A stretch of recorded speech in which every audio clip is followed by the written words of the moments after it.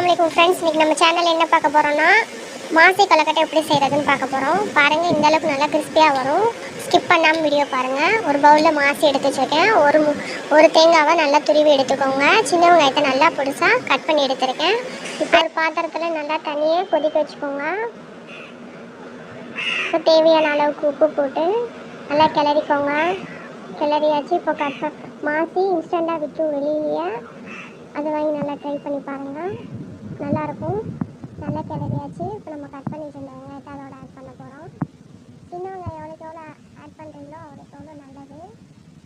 இப்போ ஒரு முடி தேங்காய் திருவி வச்சிடணும்ல, அதோட சேர்த்துக்கோங்க. நல்லா கிளறி விட்டுக்கோங்க.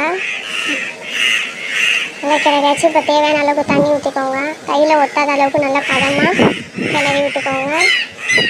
கிளறி விட்டுட்டு நல்லா பிடிச்சி பாருங்கள் பதம் வந்துருச்சான்ட்டு. இந்த அளவுக்கு நல்லா பதம் வரணும். இப்போது நம்ம ஒலை கொதிச்சிருச்சு. இப்போ அதில் வச்சிடலாம். இப்போ வாங்க மூடி போட்டு வச்சிடலாம். இப்போ வெந்துருச்சு. ஓப்பன் பண்ணி பார்ப்போம். நல்லா வெந்துருச்சு. எங்கள் வீடியோ இப்போ தான் ஃபஸ்ட் டைம் பார்க்குறீங்கன்னா லைக் பண்ணுங்கள், ஷேர் பண்ணுங்கள், மறக்காமல்